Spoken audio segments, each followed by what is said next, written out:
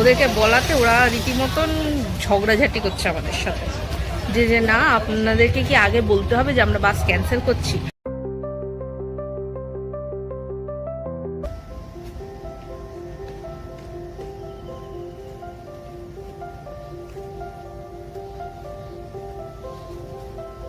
ওই যে সান, good morning. আজকে আমাদের মন্দারমণির দ্বিতীয় দিন আর প্রথম সকাল। এখন বাজে 6:10। সকালবেলা উঠেছি 5টার সময়, তখন খুব অন্ধকার ছিল, এই জন্য বেরোয়নি। সূর্যি মামা উঠে গেছে, তো সানরাইজ দেখা হয়নি, এখন তাও ভিজে যাচ্ছি।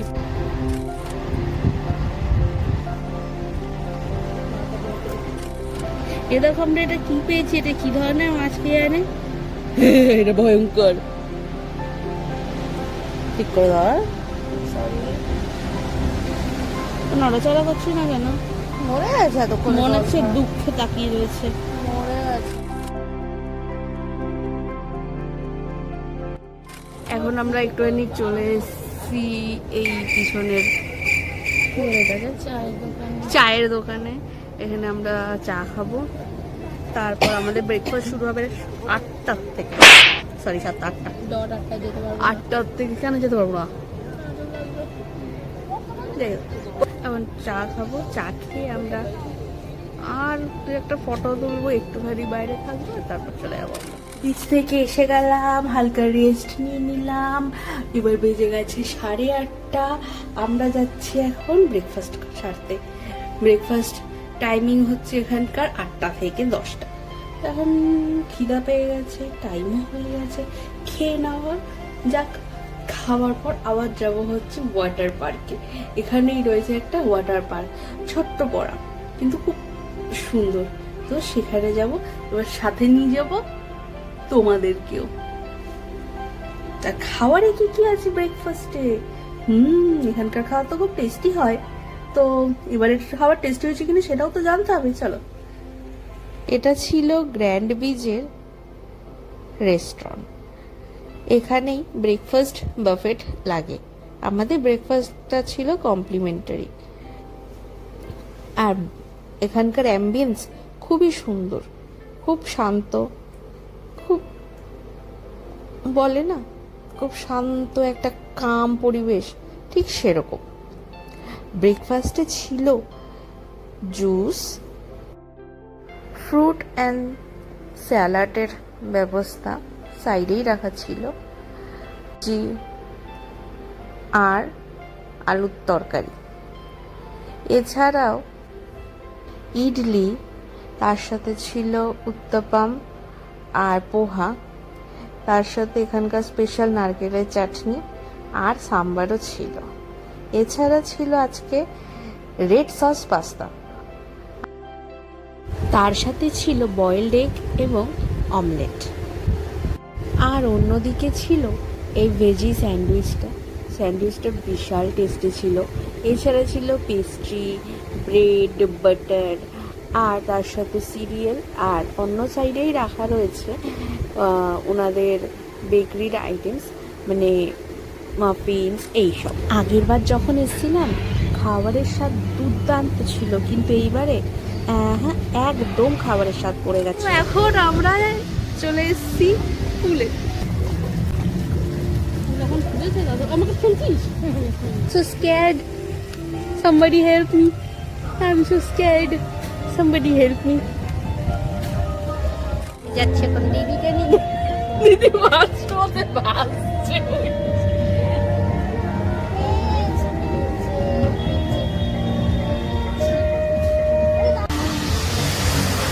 আমরা এখন এখানে বসে রয়েছি। এখানে একটা ছোট্ট পাড়া বসার জায়গা আছে, আর পিছনে প্রচন্ড শব্দ হচ্ছে। কেমন লাগছে আপনার? ভালো। কতটা ভালো? 9 out of 10। স্টেটিক করলে আরো 10 হতো, না থাকলে না থাকলেও 10 হতো। আমরা আজকে খালি 2 বোনে এসেছি, আমাদের মায়ের সময় হয়নি কাজের চাপে। আমরা এখন চলে এসেছি পুল থেকে, এখন এসেছি আমরা ওয়াটার পার্কে। এই হচ্ছে এদের ওয়াটার পার্ক।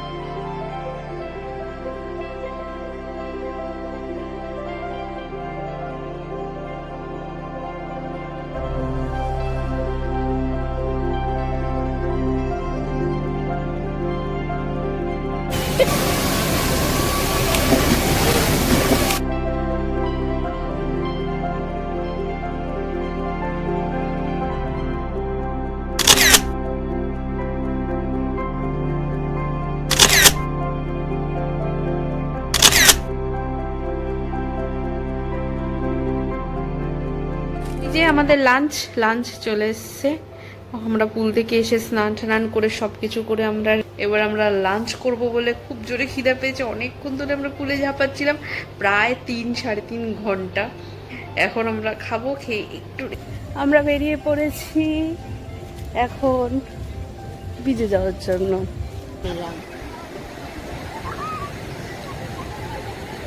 এইখানে এত ইয়ের মধ্যে ফোন করে লাগতে পাওয়া যায়।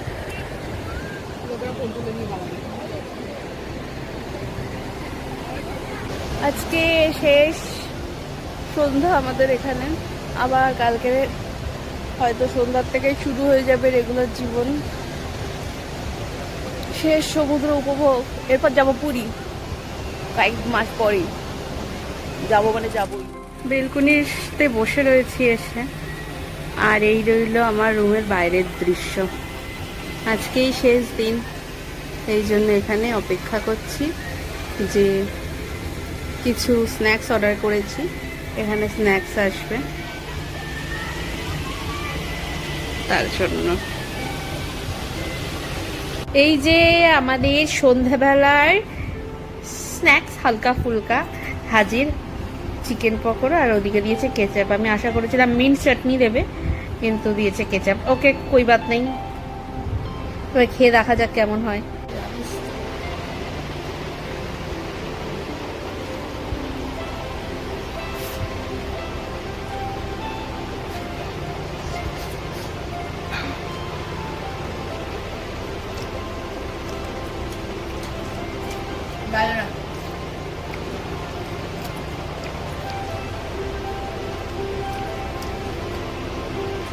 না, চিকেন পকোড়া ভালো না, স্বাদ ভালো, স্বাদ না, কি জানি কেন স্বাদটা ভালো না। এই যে বাচ্চাটা এখন রেডি হচ্ছে, রিল্যাক্স করবো আমি এখন, রিল্যাক্স। চলে এসছে আমাদের ডিনার। এই রয়েছে আমাদের নান, না তার সাথে রয়েছে নুডলস, আর এখানে রয়েছে কি যেন নিয়েছি আমরা, চিকেন মাঞ্চুরিয়ান। এই হচ্ছে আমাদের আজকে ডিনার, আমাদের শেষ দিনের dinner. The next day. Good morning, আজকে আমাদের এখানে শেষ দিন। আমরা যাচ্ছি এখন ব্রেকফাস্ট করতে। তো তারপরে 11টার সময় আমাদের চেক আউট আছে, চেক আউট করে আমরা চলে যাবো। আজ ব্রেকফাস্টে নিয়েছিলাম এই খাবারগুলো। সত্যি বলতে ব্রেকফাস্ট বাফেটের খাবারগুলো এইবারে একদমই স্বাদ ছিল না। দুদিন ধরেই দেখছি বাফেটের খাবারে একদম কোনো স্বাদ নেই। আমরা রেডি বাড়ি যাওয়ার জন্য। এবার টাইম হয়ে গেছে রুমটাকে চেক আউট করার। এত সুন্দর, এতদিন থাকলাম, এতদিন না 2 দিন থাকলাম, কিন্তু তাও খুব ভালো লাগলো। এত সুন্দর রুমটাকে আজকে আমরা বলছি বাই বাই। আমাদের ঘর অপেক্ষা করছে আমাদের জন্য। আর বাইরেটার অবস্থা ঠিক এরকম, এখন ভর্তি লোক আজকে, বাবা অনেক লোক, অনেক।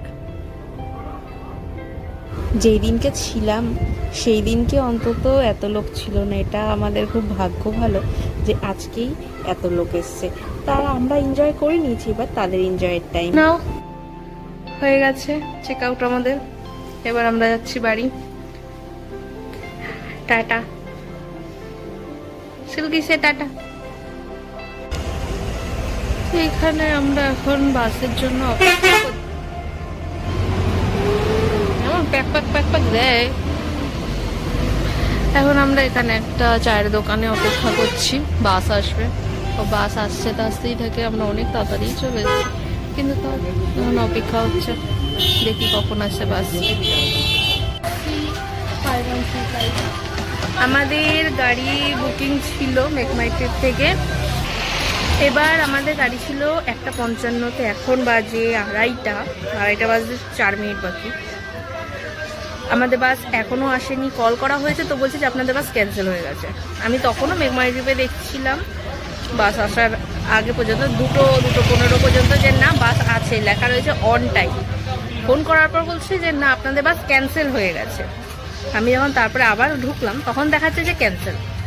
এবার ওরা আবার, আমার সিট নাম্বার ছিল 1 সিট, আমি বলেছি যে অন্য একজন আমাকে কল করে বলছে আপনার বাস অল্টার করে দেওয়া হয়েছে, আপনার মনে হয় রিফান্ড পেয়ে যাবেন আপনি, তো বাসে পেমেন্ট করে দেবেন। আমি বলছি ঠিক আছে। আমাদেরকে দেওয়া হয়েছে সব থেকে লাস্টের সিট, এই জন্য আমরা যাইনি। এখন চেতক পরিবহন, এই বাসটি এখানে একটাই চলে নাকি, আর এটা খুব বাজে সার্ভিস। ওদেরকে বলাতে ওরা রীতিমতন ঝগড়াঝাটি করছে আমাদের সাথে, যে না আপনাদেরকে কি আগে বলতে হবে যে আমরা বাস ক্যান্সেল করছি? এটা কোনো কথার মানে হলো?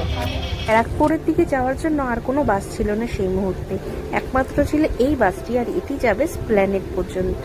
তো সেটাই বুক করে নেওয়া। আমাদের ভাগ্য ভালো ছিল যে আমরা সেদিনকে এই বাসে টিকিট পেয়েছি, না হলে অন্য কোনো বাসে কোনো টিকিটই ছিল না। এই বাসটি খুবই সুন্দর ছিল। আর আমার ভিডিও ভালো লাগলে অবশ্যই একটা লাইক করে দেবে।